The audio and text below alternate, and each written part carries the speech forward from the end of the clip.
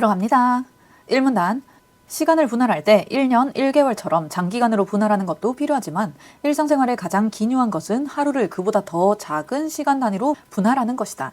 하루는 지구의 자전운동으로 인해 생겨나는 시간 단위인데 일상생활을 위해서는 고대부터 이 시간 단위를 좀 더 세분해서 사람들에게 알릴 필요가 있었다. 동아시아 문화권에서 시간을 구분하는 방법으로는 하루를 균등 분할하는 정시법과 낮과 밤의 길이 변화에 따라 하루를 분할하는 부정시법이 있었다. 두 가지 방식이 언급이 됐으니까 두 가지 구별을 해주셔야 되겠죠? 정시법이란 게 있고 부정시법이란 게 있다 하더라.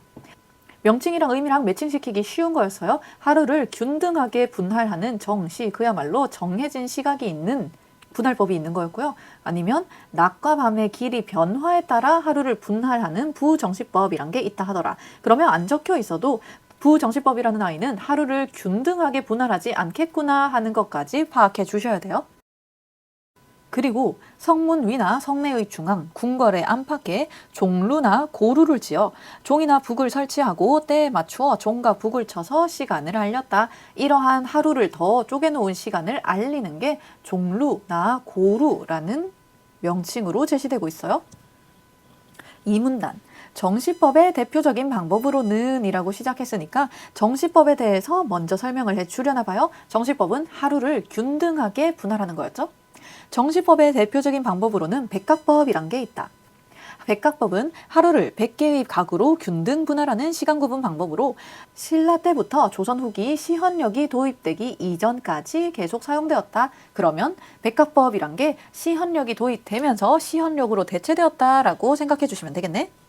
또 다른 시간 구분 방법으로 하루를 12시로 균등 분할하는 12지시법과 24시로 균등 분할하는 24반지시법이 있다.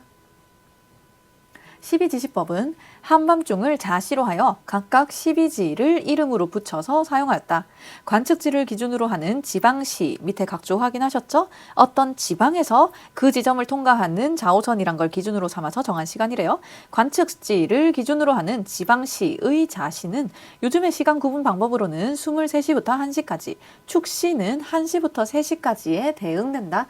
그러면 옛날에 사용했던 12지시법이라는 건 한밤중을 자시로 하여서 12개의 12지의 이름을 붙이는 거였는데 이때의 자시는 관측지를 기준으로 하는 지방시라는 걸 사용하였기 때문에 요즘의 시간 구분 방법으로는 이때의 자시가 23시부터 1시까지에 해당한다라고 적혀 있는 거네요.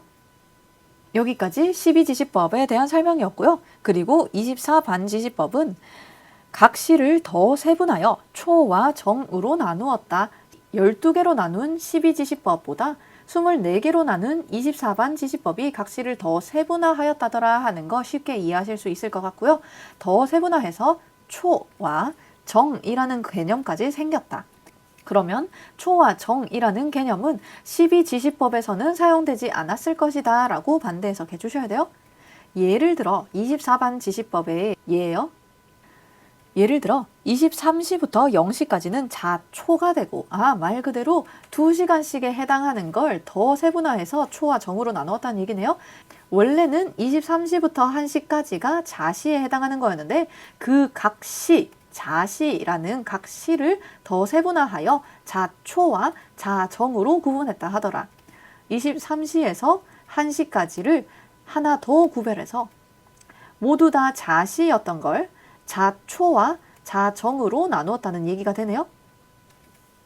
오늘날에도 사용하는 자정이라는 용어는 이러한 고대의 시각제도에서 유래한 것이다. 다만 과거의 시간은 당시의 관측지를 기준으로 하기 때문에 지금의 한국에서 사용하는 표준시와는 일치하지 않는다라고 적혀 있는 거 부정표현이니까 체크했어요. 3문단. 부정시법인 경전법은 아니나 다를까 이 문단에서 정시법에 대해서 설명해 줬기 때문에 3문단에서는 부정시법에 대해서 설명해 주고 있어요. 부정시법은 하루를 균등 분할하는 게 아니라 낮과 밤의 길이 변화에 따라 하루를 분할하는 거였죠. 그래서 하루를 균등하게 분할하지는 않을 것이다 라고 얘기를 했어요. 부정시법인 경전법은 해가 져 완전히 어두워지고 난 뒤부터 해가 아직 뜨지 않았지만 하늘이 점점 환해지기 시작할 때까지 굉장히 애매한 기준을 가지고 있네요. 환해지기 시작할 때까지의 밤을 5등분하여 5경으로 나누고 경을 다시 5등분하여 5점으로 나누었다. 적혀 있는 거 살짝 이해해 주셔야 되겠어요. 완전히 어두워지고 난 뒤부터 하늘이 환해지기 시작할 때까지의 밤을 지금 이런 식으로 나누었다라고 적혀 있는 거니까 기본적으로 밤이라는 시간대를 5경과 5점을 곱한 25개의 단위로 구별을 했구나라고 정리해 주시면 되겠네요. 이때 밤을 5등분한 5경이란 건 각각 초경, 2경, 3경, 4경, 5경이라고 명명이 된대요. 계절에 따라 밤의 길이는 변함으로 당연히 1경이라는 시간 간격도 변하게 되겠죠. 표현 주의하셔야 되겠네요. 5경 중에 첫 번째에 해당하는 건 1경이 아니라 초경이고요. 이때 말하는 1경은 초경, 2경, 3경, 4경, 5경 이 각각의 경 하나하나를 가리키는 거예요. 이 하나하나의 경이요. 계절에 따라 밤의 길이는 변하니까 겨울에는 밤이 길어지니까 당연히 하나의 경이 가리키는 시간의 간격도 변하게 된다 하더라. 경전법에서는 물시계를 사용하여 시간을 측정하였다. 물시계에서 시간의 길이는 바로 물의 양에 대응되는데 이 물의 양을 눈금을 새긴 자로 측정했다. 후한서, 율력지에서는 1년간 총 48개의 대나무 측정자를 사용했다고 한다. 24절기 각각의 2개의 측정자를 배당한 것이다. 계절에 따라서 밤과 낮의 시간을 다르게 분절하였기 때문에 물시계의 절기별로 눈금의 간격이 다른 자를 사용하였다.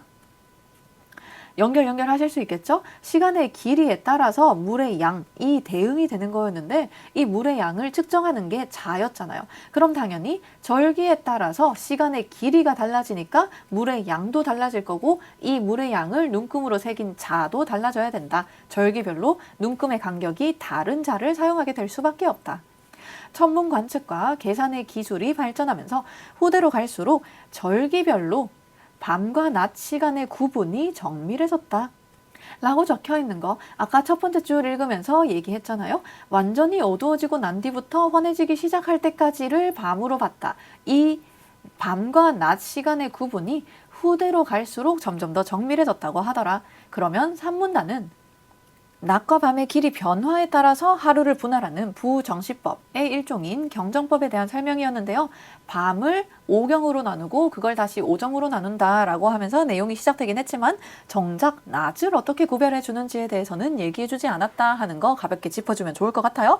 보통은 언급될 만한 내용이 생략돼 있으면 그게 나지문에서 연결이 되거나 아니면 뒤에 나오는 보기 문제에서 연결이 될 수 있거든요. 나지문 내려갑니다. 1문단, 조선시대에 백성의 생활을 통제하는 것은 왕권과 통치 질서를 보여주는 일이었다. 이를 위해 조선은 초기부터 정밀한 시간 측정에 근거하여 백성의 시간을 통제하고자 하였다. 그러면 가와의 연결고리, 정밀하게 시간을 측정한다라는 내용이 연결되는데요. 나지문에 의하면 그것의 목적이 백성을 통제하는 데 있었다 하는 거 가볍게 짚어주셔야 돼요. 조선을 건국한 태조 이성계는 한양으로 도읍을 옮기고 시내 한복판에 종루를 짓고 종루 아까 가지문의 1문단에 있었죠? 시간을 알리는 역할을 하는 거였어요. 시내 한복판에 종루를 짓고 큰 종을 걸어 시각에 따라 종을 치게 하였다. 이 종을 신혼대종이라 하여 백성의 생활을 규제하는 수단으로 사용하였다. 계속해서 시간 측정을 백성을 통제하는 수단으로 활용했다라는 내용이 반복되네요. 이 종을 운영할 수 있는 시계로 물시계인 경루를 만들어 사용하였다. 그리고 백성의 시간을 통제하기 위해 인정과 파루를 두었다. 인정과 파루가 무엇인지 모르기 때문에 이 문단에서 설명이 이어질 거예요. 2문단, 인정과 파루는 조선시대에 도성문이 각각 닫고 열리는 시각을 알리는 것으로 매칭 잘 시켜주셔야 되겠네요. 각각이라고 적혀 있으니까 문이 닫히는 시간이 인정인 거고요. 문이 열리는 시간이 파루인 거예요. 각각 문이 닫히는 인정과 문이 열리는 파루를 가리키는데 그것을 알리는 것으로 태종 때인 1401년부터 시행되었다. 경전법을 적용하여 이때 경전법은 가지문에서 읽었던 부정시법이었죠. 경전법을 적용하여 초경 3점에 종을 28번 쳐서 성문을 닫아 사람의 출입을 통제했고 5경 3점에 종을 33번 쳐서 성문을 열도록 하였다. 적혀있는 거 계속 매칭시키실 수 있으시겠죠? 앞에 초경 3점에 종을 28번 치는 게 성문을 닫는 인정에 해당하는 거고요. 뒤에 오경 3점에 종을 33번 쳐서 성문을 여는 게 파루에 해당하는 거예요. 그리고 이것이 경전법을 적용하여 시행이 됐다 하더라. 인정과 파루 사이에는 매 경과 전마다 북과 징으로 시각을 알렸다. 구별해주세요. 아까 인정과 파루 그 자체는 어떻게 알렸냐 하면 종을 여러 번 쳐서 알리는 거였고요. 지금 나오고 있는 인정과 파루 사이의 시간에는 북과 징으로 매 경점을 알렸다고 하더라. 인정과 파루는요, 도성문이 닫히고 나서 다시 열릴 때까지 걸리는 시간이다 라고 잡아주셔야 되죠. 초경에서 오경 사이의 시각이니까 사실상 밤이 완전히 어두워지고 난 뒤부터 해가 밝아오기 시작할 때의 사이인 거잖아요. 그러면 놀랍게도 한밤중에 매 경과 전마다 북과 징을 쳐댔다라는 것을 알 수 있겠네요. 3문단 인정과 파루는 순찰하며 치안 질서를 유지하는 제도인 순적법의 운영을 위해 필요했다. 1문단과 연결 지으실 수 있으시죠? 백성을 통제하기 위한 수단이라고 했어요. 순적법에 따르면 야간에 통행 금지 시간을 규정하여 해당 시간에 통행하는 자는 모두 가두어서 다스리게 하였다. 예외는 없네요. 인정과 파루에 종을 치는 것은 통행 금지와 해제를 알리는 일종의 예비종이었다라고 적혀 있는 거 체크해 놓으세요. 통행 금지와 해제를 알리는 예비종이었다라는 말은 인정을 치고 나서 통행 금지가 시작될 거고요. 그리고 나서 파루를 치고 난 뒤에 통행 금지가 해제되겠죠. 밤 시간의 통제와 시각을 알리는 시보가 여러 번 이루어진 데 비하면 낮 시간의 시보는 그러지 못하였다. 우리 아까 가지문 읽으면서도 의아하게 여겼었잖아요. 밤 시간의 통제와 그리고 시각을 알리는 것, 이것을 시보라고 하는데 밤 동안에는 그 시간을 알리는 시보라는 게 굉장히 여러 번 이루어진다 하더라. 그에 비하면 낮 시간의 시보는 그렇지 못하였다. 드디어 낮 시간에 어떻게 시간을 알려주는지 내용이 나오나 봐요. 유일하게 정오에 오고라 하여 북을 쳐서 정오 시각을 알렸다. 낮에는 딱 한 번 정오에만 북을 쳐서 시간을 알려줬다고 하더라.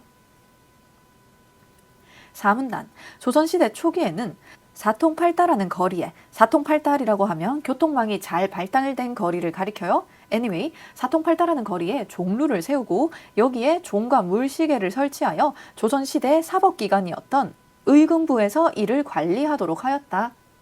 그러다가 물시계의 유지보수와 관리가 어려워져서 궁궐 안에다가 거대한 물시계를 설치하고 시간관리는 기상관측 등을 관장하던 관서인 서운관이 맡았다라고 적혀 있는 거. 지금부터 시간의 흐름에 따른 변화가 적혀 있구나 하는 거 눈치채셨으면 넘버링 하도록 할게요. 조선시대 초기, 아까 1문단에 나왔던 태조 이성계만 하더라도 시내 한복판에 종루를 설치했다라고 적혀 있었으니까 사통팔달하는 거리, 교통이 잘 발달되어 있는 거리 한복판에 종루를 세워서 의금부에서 이거를 관리했었는데요. 그러다가 시간이 지나면서 어떤 변화가 생겼는지 살펴보시면 궁궐 안에다가 물시계를 설치하게 된 게 차이가 되는 거죠. 그리고 그 관리는 서운관이 맡았다 했으니까 기본적으로 설치되어 있는 위치와 담당 부서, 관리 부서가 변화하는구나 라고 잡아주시면 되겠네요. 세종 때에 와서 세 번째 변화. 세종 때에 와서 중국의 제도를 참고하여 청동으로 물시계를 주조했다. 이후 세종은 기존의 물시계를 개량하도록 하여 보다 정밀한 자경루를 제작해 표준시계로 쓰게 하였다. 자경루는 나무 인형이 종, 북, 징을 쳐서 시각을 알리고 시를 알리는 팻말을 보여 시의 경과를 자동으로 알려주었다. 물시계의 시각을 확인하고 알리는 역할을 하는 관료가 없어도 되었던 것이다.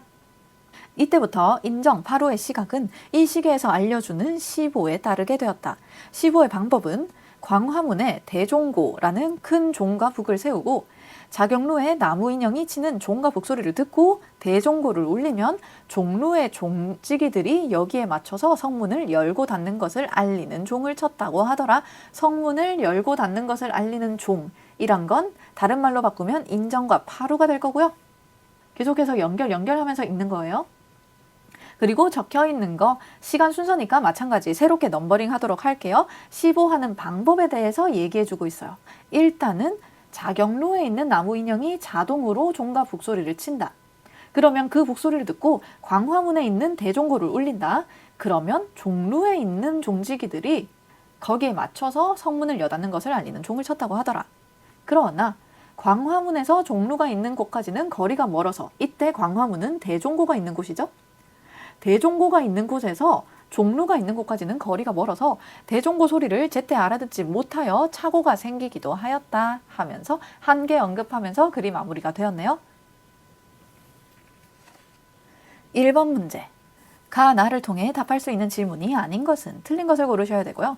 1번 인정과 파루가 시행된 목적은 무엇인가? 인정과 파루가 시행된 목적은 성문이 열고 닫히는 걸 알려주기 위해가 아니고 궁극적인 목적은 백성들을 통제하기 위한 수단이었죠. 나의 1문단에서 찾을 수 있어요. 2번 인정과 파루에 종을 치는 횟수가 다른 이유는 무엇일까? 나도 궁금하네요. 그래서 알려주지 않았어요. 왜 28번이나 치고 왜 33번이나 쳐야만 했을까? 3번 조선시대에 정밀한 시간 측정을 중시했던 이유는 무엇인가? 마찬가지 나의 1문단에서 근거 찾을 수 있었죠? 백성의 시간을 통제한다는 것 자체가 왕권과 통치 질서를 보여주는 일이었으니까 더더욱 정밀한 시간 측정을 중시할 수밖에 없었다. 4번 과거의 자정이 가리키는 시각이 오늘날 자정과 다른 이유는 무엇인가? 가의 2문단에 의하면 당시의 관측지, 그 관측하는 지역을 기준으로 하고 있었기 때문에 지금의 한국에서 사용하는 표준시와는 차이가 있다라고 얘기를 했어요. 5번 고대 동아시아 문화권 사람들이 시간을 구분하는 방법에는 어떤 것이 있었나? 고대 동아시아 문화권 사람들이요 옛날부터 하루를 더 구체적인 시간으로 분할하는 걸 중시했다라고 언급을 하면서 크게 두 가지 1문단에서 언급해 줬었죠. 정시법과 부정시법이 있었어요. 2번 문제. 나를 통해 알 수 있는 내용으로 적절하지 않은 것은 틀린 것을 고르셔야 되고요. 1번 자경루는 자동으로 시간을 알리도록 만들어졌다. 맞는 말 4문단에 적혀 있었어요. 2번 밤 시간의 15가 낮 시간의 15보다 자주 이루어졌다. 맞는 말이에요. 낮 시간의 15는 유일하게 정오에만 딱 한 번 이루어진다고 했었죠. 3번 조선시대에는 야간 통행 금지 시간을 두어 이를 어길 시에는 처벌했다. 맞는 말 3문단에 의하면 통행 금지를 어긴 사람은 모두 가두어들인다. 예외는 없었다라고 얘기했어요. 4번 자경루에서 알려주는 시보가 종루로 전달되는 과정에서 착오가 생기기도 하였다. 맞는 말 4문단의 맨 마지막 문장에서 한 개로 언급되어 있었죠. 중간다리 역할을 하는 대종고가 광화문에 위치해서 그 대종고가 있는 곳에서 종루가 있는 곳까지 거리가 멀어서 문제가 생기기도 했다고 하더라.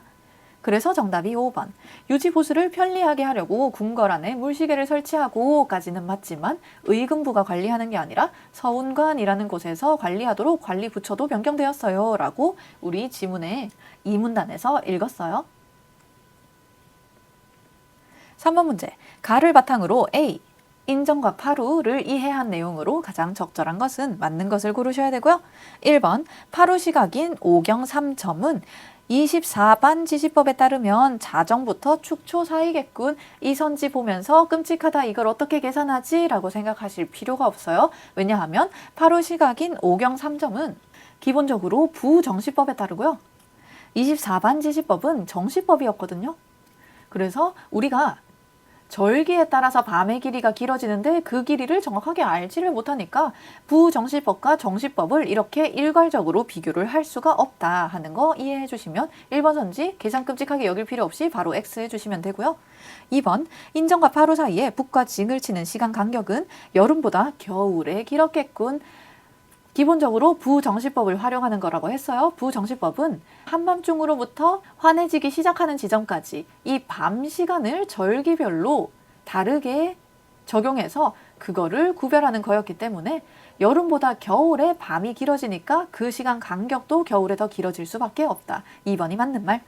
3번 인정과 파루 시각이 계절에 상관없이 일정한 것을 보니 바로 틀렸다 하는 거 알 수 있겠네요. 백각법도 마찬가지 틀렸고요.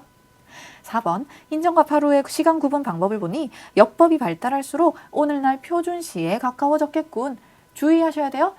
가의 마지막 문장에서 부정시법의 경우 후대로 갈수록 절기별로 밤낮 시간의 구분이 정밀해졌다라고는 적혀있지만 그거는 밤과 낮의 구분이 정밀해졌다라는 내용인 거고 그렇다고 해서 그 시간 구분이 오늘날 표준시와 가까워진다라는 내용은 아니었어요.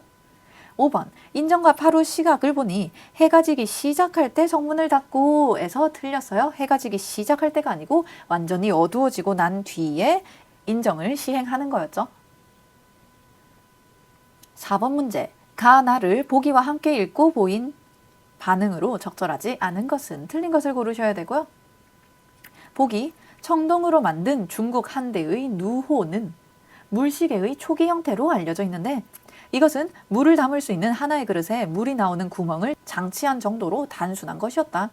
이후 시각 측정의 오차를 줄이기 위해 계량을 거듭한 중국의 물시계는 물을 모아서 시간을 재는 수수호에 물을 흘려주는 파수호의 수를 늘려서 물의 압력과 흐름을 일정하게 해주는 방식으로 발전하였다. 여러 개의 파수호를 두는 것은 가장 아래에 있는 파수호의 수위를 일정하게 유지하기 위함이었다. 하지만 수수호에 물이 차면 이를 교체해야 하는 등 정확한 시각 측정에 어려움이 있었다. 그러면 보기에 적혀있는 내용은 중국의 물시계에 대한 설명이었고요. 처음에 나왔던 누호보다는 그 이후에 계량을 거듭해서 완성형에 가까워지고 있는 모습을 살펴주셔야 될 것 같아요. 중국의 물시계가 이런 식으로 계량되었는데 그 이유는 물의 압력과 흐름을 일정하게 해주는 방식으로 발전하기 위해서였다 하더라. 하지만 여전히 이러이러한 한계는 있었다 하면서 중국의 물시계에 대한 설명이었고요.